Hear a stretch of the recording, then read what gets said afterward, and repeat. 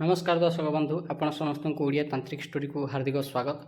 आज भिडियो जड़े सब्सक्राइबर गोटे अंगे निभा अनुभूति जाना जहाँकि से हनुमान चालीसा अनुष्ठान द्वारा लाभ करते। ना लिखिं सुमंत माझी, से शैलंगर बासिंदा। इमेल रे से जहाँ लिखिं ही कहूँ। गुरुजी प्रणाम, मोर ना सुमंत माझी, मु शैलंगर बासिंदा। पेशारे मु जड़े छोट कॉन्ट्रैक्टर कर्मचारी। गवर्नमेंट टेंडर धरिकी काम करी चलिबा मोर पेशा। आज को 3 मास तलर कथा।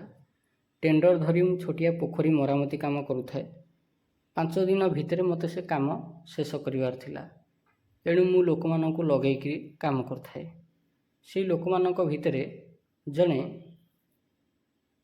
लोक थाए, तार ना होउची सुभाष जेना। से गलारे 4-5 प्रकार भिन्न भिन्न प्रकार माली पकई थाए। हाथ में 3टा मुदी पिंधि थाए और हनुमान सिंदूर मुंडे मारि थाए। बड़ बड़ चुटी बाघुआ निश रखी थाए। से मते आसी कहला कि मोर एडवांस टंका दरकार।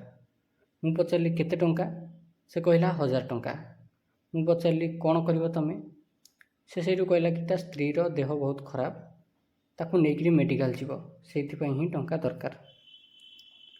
मु भाविली हौ ठीक अच्छी, मेडिकल केस जेहेतु तेणु टंका देदेले किसी असुविधा ना। लोकटीर देह सुस्थ हो गले भल कथा। एणु मु ताकू 1000 टंका देदेली। आगामी दिन सकाळु से पेटे मद पीकरी काम को आसिला। गाड़िया काम जेहेतु पानी काम, पानी भितर पशिक काम करिया पड़े, तेणु मद पी काम करवाटा भारी रिस्की।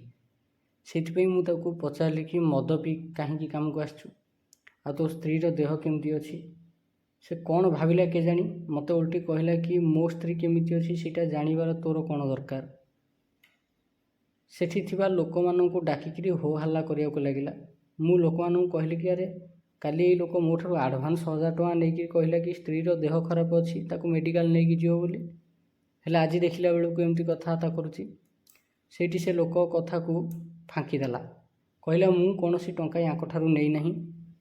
बर मु जेती दिन काम करिछि मोर टंका ये देई नाहांती। मो स्त्री एठी काम करुछि। मो स्त्री को देखि यार लोभ बढ़ी जाइछि। मते काली याडू साडू मो स्त्री विषय कहूतला। मु प्रतिवाद करिलारु मते कहिला तुम 2 जन को कामरू बाहर कर देबी जदि मो कथारे तुम राजी न हबो, आ जहा काम करिछ तार भी पैसा देबी नाही। सेठी कथाटी पूरा उलटी गला। लोक माने एकदम मोर विरोधी हो गले। जेबे कि मु एभली कोनोसी प्रकार रो कथा कहि नथिली कि एमिति कौनसी कथा भी उठी नथला। सेठी लोक माने पुलिस डाकिकी थाना रे पुरई देले। लोक माने जीवा परे मु पुलिस को बहुत काकुति मिनती हेली। पुलिस को सबू सत कथा जनइली, हेले पुलिस भी मोर कौनसी कथा सुनिलानी। बरम से माने मते दोषी भाविकी कोर्ट फरवर्ड करदेले। किंतु पुलिस स्टेशन रे थाइकरी मु मोर सांग आ घर परिवार लोकन को ए सब कथा जनइली। से माने सबू कथार तदारख करी मो पई बेल करइले। ये कथाटी मु सह्य करि पारलिनी। एते बड़ सम्मान हानि हेइछि। घर परिवार बंधु बांधव समस्ते कथा जानी मते भूल बुझिले। आम घर आखपाख लोक मध्य टुपुर टापुर हेइकरी कथबार्ता हेले। मते सब कथा बहुत खराब लगिला। मने मने चिंता करली कि आउ ए जीवन रखिकरी किछि लाभ नाही। एणु मु सुइसाइड करिया पई बाहरली। शेष थर पई से दिन राति आम गाँ पाख तोटा को गली। सांगेरे गोटे रसी नहींकरी जाई थाए। सेतबेलू राति 9 हेलानी।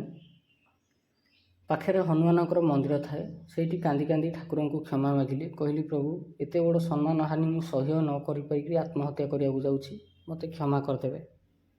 एतिक बेले किछि गोटे मते कामुड़िला भलिया फील हैला। मु हाथ देखिला बेलू हाथ में 2टा दांत चिन्ह बसिछि, रक्त बाहरुछि। हनुमान ठाकुरंकर पूजा करथाए। मोर मुंड बुलेइला। मु सेठी सोई पड़िली। मुंड भीतर एकदम झाई झाई हो जाउथाए। चारियाड अंधार देखागला। तेणु मु सेठी सोई पड़िली।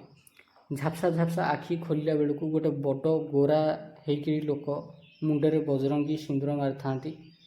हाथ में 2टी बड़ बड़ कड़ा पिंधि थांती। गोड़े मध्य कड़ा भली किछि गोटे गोलेईर पिंधि थांती। देखिया को एकदम गोरा रंग, आखि जलंता निया भलिया हलदिया देखा जाउथाए। ताको मुह को चाहि हो न थाए।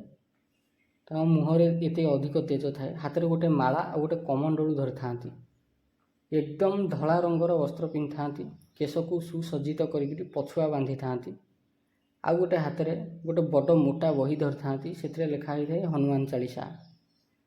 ତାଙ୍କ ଗୋଡ଼ ହାତରେ ଚନ୍ଦନ ଲାଗିଥାଏ। ମୁଁ ପଡ଼ିକି ଦେଖୁଥାଏ ହେଲେ ଉଠି ପାରୁନଥାଏ।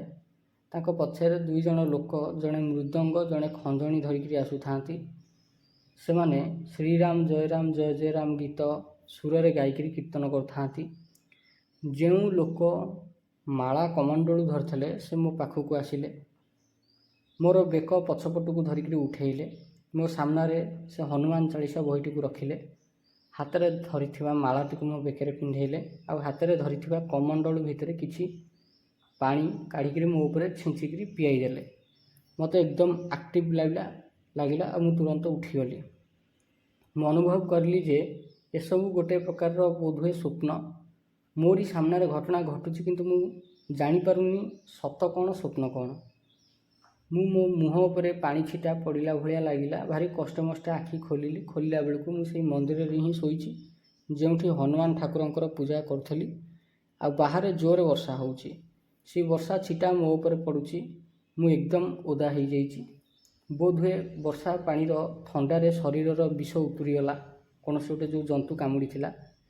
କିନ୍ତୁ ଗୋଟେ ଆଶ୍ଚର୍ଯ୍ୟର କଥା ଦେଖିଲି ଯେ ଯେଉଁ ଦୀପଟିଏ ସେଠି ଲଗେଇଥିଲି, ଏତେ ବର୍ଷା ହେବା ପରେ ବି ସେଇ ଦୀପଟିଏ ଜଳୁଛି, ଦୀପ କିଛି ହେଇନି। ମୋ ଆଖି ଆଗରେ ହନୁମାନ ଚାଳିଶା ନାଚି ଉଠିଲା। ସୁଇସାଇଡ଼୍ କରିବାର ଚିନ୍ତାଧାରା କ୍ୟାନସଲ୍ କଲି। ସେଇ କାନ୍ଥରେ ଲେଖା ହେଇଥିବା ହନୁମାନ ଚାଳିଶାକୁ ପାଠ କରିବାକୁ ଲାଗିଲି।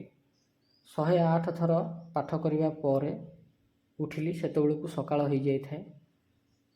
5-6 ଜଣ ଲୋକ ମନ୍ଦିରକୁ ପୂଜା କରିବା ପାଇଁକା ଆସିଲେ। ଆଗାମୀ ଦିନ ସାରା ଘରେ ଶୋଇଲି। ଆଉ ସନ୍ଧ୍ୟାବେଳକୁ ପୁଣି ଭୋଗ କିଛି ପୂଜା ସାମଗ୍ରୀ ଧରିକିରି ସେଇ ମନ୍ଦିରକୁ ଗଲି। ସେଇଠି ବସିକି ପୁଣି 108 ହନୁମାନ ଚାଳିଶା ପାଠ କରିବାକୁ ଲାଗିଲି।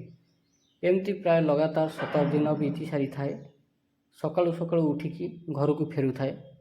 ଯେଉଁ ସ୍ଥାନରେ ପୋଖରୀ ଖୋଳା କାମ କିଛି ଦିନ ତଳେ ହେଉଥିଲା, ସେହି ଜାଗାରେ କିଛି ଲୋକ ଏକାଠି ହୋଇକରି ହୋ ହାଲ୍ଲା ଚଲେଇଛନ୍ତି। 2 ଗୋଷ୍ଠୀ ଭିତରେ ଝଗଡ଼ାଝାଟି ପ୍ରବଳ ମାତ୍ରାରେ ଚାଲିଛି। ମୁଁ ସେଇ ବାଟ ଦେଇ ଯାଉଥାଏ। ସେଠି କିଛି ଲୋକ ମୋତେ ଅଟକେଇ କହିଲେ, ସାରେ, ସେଦିନ ଆପଣଙ୍କର କିଛି ଭୁଲ ନଥିଲା। ଆମେ ସୁବାସ ଜେନା କଥାରେ ପଡ଼ିକିରି ଆପଣଙ୍କ ପ୍ରତି ଅନ୍ୟାୟ କରିଛୁ। ଯେଉଁ ଲୋକ ମୋତେ ଅପଦସ୍ଥ କରିଥିଲା ତାକୁ ସେମାନେ ଧରିକି ବହେ ବାଡ଼େଇଛନ୍ତି। ତା ମୁହଁ, ଗାଲ, ପାଟି ଏକଦମ ସବୁ ଫୁଲି ଯାଇଛି। ତା ପାଟିରୁ ରକ୍ତ ବାହାରୁଛି। ତାର ଦାନ୍ତ ଭାଙ୍ଗି ଯାଇଛି। ହାତ ଫାତ ଭାଙ୍ଗି ଦେଇଛନ୍ତି ଲୋକ ବାଡ଼େଇକିରି। ପୋଲିସ ମଧ୍ୟ ସେଇ ଘଟଣା ସ୍ଥାନରେ କିଛି ସମୟ ଆସିକି ଭିତରେ ପହଞ୍ଚିଗଲେ। ପରିସ୍ଥିତିକୁ କଣ୍ଟ୍ରୋଲକୁ ଆଣିକିରି ପୋଲିସ ସୁବାସ ଜେନାକୁ ଜିପ୍ରେ ବସେଇକିରି ନେଇକିରି ଗଲେ। ଘଟଣା ତଦାରଖ କରିଲା ବେଳକୁ ଜଣାପଡ଼ିଲା ଯେ ମୁଁ ଯେଉଁ ଟେଣ୍ଡର ନେଇଥିଲି ସେଇ ଟେଣ୍ଡରଟିକୁ ମୋ ଠାରୁ ଜଣେ ଶତ୍ରୁ କମ୍ପିଟେଟର ଛଡ଼େଇ ନେବା ପାଇଁ ଚାହୁଁଥିଲା। ଆଉ ଏ ଲୋକକୁ ପଠେଇକିରି ଏତେ ସବୁ କାରସାଥି କରିଥିଲା। 10-12 ଜଣ ଲୋକଙ୍କ ସହ ଥାନା ଯିବା ପରେ ପୋଲିସ ସୁବାସ ଜେନାକୁ ବାଡ଼େଇକିରି ସବୁ ସତ ଉଗାଳିଥିଲା। ସେ ସବୁ ସତ କହିଲା ଯେ ମୋର ଜଣେ ଶତ୍ରୁ ସେଇ ଟେଣ୍ଡରଟିକୁ ନେବା ପାଇଁ ଚାହୁଁଥିଲା, ଯେଉଁଥିପାଇଁ ସେ ପଇସା ଦେଇକିରି ତାକୁ ପଠେଇଥିଲା ଆଉ ଲୋକକୁ ପଠେଇକିରି ଏତେ ସବୁ ତାମସା କରିଥିଲା। ପୋଲିସ ସେ କମ୍ପିଟେଟରକୁ ମଧ୍ୟ ଧରିକି ଆଣିଲା ଥାନାକୁ, ଥାନାରେ ପୁରେଇଲା ଆଉ ତା ବିରୁଦ୍ଧରେ ଚାର୍ଜ ସିଟ୍ ଫାଇଲ୍ କଲା। ତାପରେ ମୁଁ ଥାନାରୁ ଘରକୁ ଆସିଲି। ସନ୍ଧ୍ୟାବେଳକୁ ପୁଣି ହନୁମାନ ମନ୍ଦିରକୁ ପୂଜା କରିବା ପାଇଁକା ଗଲି। ତା ଆଗାମୀ ଦିନ ମୋତେ ଫୋନ୍ କଲ୍ ଆସିଲା କୋର୍ଟକୁ ଆସିବା ପାଇଁକା। ମୁଁ ମଧ୍ୟ କୋର୍ଟକୁ ଗଲି। ସେଇଦିନ ମୋ ଉପରେ ଯାହା କିଛି ଫର୍ଜରୀ, ମିସବିହେଭ୍, ହ୍ୟୁମାନ୍ ହ୍ୟୁମିଲିଏସନ୍ର ଚାର୍ଜ ଲାଗିଥିଲା ସେ ସବୁ ଚାର୍ଜ ହଟେଇ ଦିଆଗଲା। ମୋର ଯେଉଁ ଲାଇସେନ୍ସ କ୍ୟାନସଲ୍ କରାଯାଇଥିଲା ତାକୁ ମଧ୍ୟ ରିଆକ୍ଟିଭ୍ କରିବାର ଅର୍ଡ଼ର ମିଳିଲା। ଆଉ ସେ 2 ଜଣ ଲୋକଙ୍କୁ 5 ବର୍ଷ ପାଇଁ ଜେଲ୍ ହେଇଗଲା। ସେଦିନ ମୋର ମନ ବହୁତ ଖୁସି ଥାଏ, କିନ୍ତୁ ହାଲକା ହାଲକା କାନ୍ଦ ବି ଲାଗୁଥାଏ। କାରଣ ମୋତେ ଭଗବାନ ହନୁମାନ ବଞ୍ଚେଇ ଦେଲେ।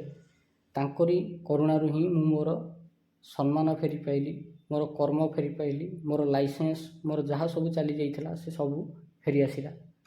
ଲୋକମାନେ ମଧ୍ୟ ମୋ ପ୍ରତି ବେଶୀ ସମ୍ମାନ ପ୍ରଦର୍ଶନ କଲେ। ଲୋକଲୋଚନରେ ସମ୍ମାନ ବଢ଼ିଲା। ଆମ ପାଖ ସ୍କୁଲକୁ ଡକେଇକିରି ମୋତେ ପ୍ରେସିଡେଣ୍ଟ କରାଗଲା ସ୍କୁଲର। ପଞ୍ଚାୟତ ଅଫିସ ତରଫରୁ ସରପଞ୍ଚଙ୍କ ଦ୍ୱାରା, ବିଡ଼ିଓଙ୍କ ଦ୍ୱାରା ସମ୍ମାନିତ କରାଗଲା। କେବଳ ସେତିକି ନୁହେଁ, ଆମର ସେଠାକାର ଜଣେ ଲୋକାଲ ଲିଡ଼ର ଆଗାମୀ ଇଲେକ୍ସନରେ ମୋତେ ସରପଞ୍ଚ ପ୍ରାର୍ଥୀ ପାଇଁ ଠିଆ ହେବା ପାଇଁ ତାଙ୍କ ପାର୍ଟିରେ ଜଏନ୍ କରିବା ପାଇଁ ଅଫର୍ ଦେଲେ। ତା ସହ ଲୋକାଲରେ ଥିବା ଆଉ କିଛି କାମର ଟେଣ୍ଡର ମଧ୍ୟ ମୋତେ ଦେଲେ। 3 ମାସ ଭିତରେ ଏତେ ସବୁ ଘଟଣା ଘଟିବା କୌଣସି ଚମତ୍କାର ଠାରୁ କମ୍ ନୁହେଁ। ଆପଣଙ୍କ ଚ୍ୟାନେଲରେ ଦିଆଯାଇଥିବା ହନୁମାନ ଚାଳିଶାର ବିଧିବିଧାନ ସତରେ କାମ କରୁଛି ବୋଲି ମୋର ସେଦିନ ବିଶ୍ୱାସ ହେଲା। ତେବେ ସମସ୍ତ ଦର୍ଶକ, ବର୍ତ୍ତମାନ ଆପଣ ଶୁଣୁଥିଲେ ସୁମନ୍ତ ମାଝୀଙ୍କର ସତ ହନୁମାନ ଚାଳିଶା 21 ଦିନ ଅନୁଷ୍ଠାନର ସତ କାହାଣୀ। ଆଶା କରୁଛି ଆପଣଙ୍କୁ ଏହି କାହାଣୀଟି ଭଲ ଲାଗିଥିବ। ବାସ୍ତବରେ ଯେଉଁମାନେ ସାଧନା କରିଛନ୍ତି, ଯେଉଁମାନେ ଆଧ୍ୟାତ୍ମିକ ମାର୍ଗରେ ରହିକରି ଅନୁଷ୍ଠାନ ମନ୍ତ୍ର ଜପ କରିଛନ୍ତି, ସେମାନେ ହିଁ ଜାଣିଛନ୍ତି ମନ୍ତ୍ର ଜପର ଚମତ୍କାରିତାଟା କ'ଣ। ଏଇଟା ଲୋକଙ୍କୁ ଆମେ ବୁଝେଇଲେ ମଧ୍ୟ ଲୋକ ବୁଝିପାରିବେନି ଯେ ପର୍ଯ୍ୟନ୍ତ ସେମାନେ ନିଜେ ଅନୁଭବ ନ କରିଛନ୍ତି। ଓଡ଼ିଶା ତନ୍ତ୍ରଜ୍ଞାନ ଚ୍ୟାନେଲରେ ଦିଆଯାଉଥିବା ଯେଉଁ ଅଥେଣ୍ଟିକ୍ ତନ୍ତ୍ରମନ୍ତ୍ର ବିଦ୍ୟା, ତାକୁ ଯଦି ଆପଣ କେବେ ନିଜ ଲାଇଫ୍ରେ ଉତାରିବାକୁ ଚେଷ୍ଟା କରନ୍ତି, ତାକୁ ଆପଣ କେବେ ୟୁଜ୍ କରିବା ପାଇଁ ଚେଷ୍ଟା କରନ୍ତି, ତେବେ ଆପଣ ବହୁତ ବଡ଼ ବଡ଼ ସମସ୍ୟାରୁ ମଧ୍ୟ ବାହାରି ଯାଇପାରିବେ। ଅନେକ ସମସ୍ୟାର ସମାଧାନ ହୋଇଯାଇପାରିବ। ଆଶା କରୁଛି ଆପଣଙ୍କୁ ଏଇ ସତ କାହାଣୀଟି ଭଲ ଲାଗିଥିବ। ଆପଣଙ୍କୁ କାହାଣୀଟି କେମିତି ଲାଗିଲା, ୟା ଉପରେ ଭିଡ଼ିଓ ଉପରେ ନିଜର ମତାମତ ନିଶ୍ଚିନ୍ତ କମେଣ୍ଟରେ ଜଣାନ୍ତୁ। ଭିଡ଼ିଓଟି ଆଜି ପାଇଁ ଏତିକି। ଯଦି ଭିଡ଼ିଓଟି ଭଲ ଲାଗିଛି, ଏଭଳି ଭିଡ଼ିଓ ଦେଖିବା ପାଇଁ ଆପଣ ଆମ ଚ୍ୟାନେଲ ଓଡ଼ିଆ ତାନ୍ତ୍ରିକ ଷ୍ଟୋରିକୁ ନିହାତି ସବସ୍କ୍ରାଇବ୍ କରନ୍ତୁ। ଯଦି ଆପଣଙ୍କୁ ତନ୍ତ୍ରମନ୍ତ୍ର ବିଦ୍ୟା ବିଷୟରେ ଅଧିକ ଜାଣିବାର ଅଛି, ଶିଖିବାର ଅଛି, ତେବେ ଆପଣ ଓଡ଼ିଶା ତନ୍ତ୍ରଜ୍ଞାନ ନାମକ ଆମର ଚ୍ୟାନେଲଟିକୁ ସବସ୍କ୍ରାଇବ୍ କରନ୍ତୁ। ଆଉ ଯଦି ସ୍ପେଶିଆଲି ଜ୍ୟୋତିଷ ବିଦ୍ୟା ଉପରେ ଆପଣଙ୍କୁ ଶିଖିବାର ଅଛି, ତେବେ ଆମର ଗୋଟେ ଚ୍ୟାନେଲ ଅଛି, ତା ନାଁ ହେଉଛି ଜାତକ ବିଚାର। ସେଇ ଚ୍ୟାନେଲଟିକୁ ଆପଣ ନିହାତି ସବସ୍କ୍ରାଇବ୍ କରନ୍ତୁ। ଭିଡ଼ିଓଟିକୁ ସମ୍ପୂର୍ଣ୍ଣ ଦେଖିଥିବାରୁ ବହୁତ ବହୁତ ଧନ୍ୟବାଦ।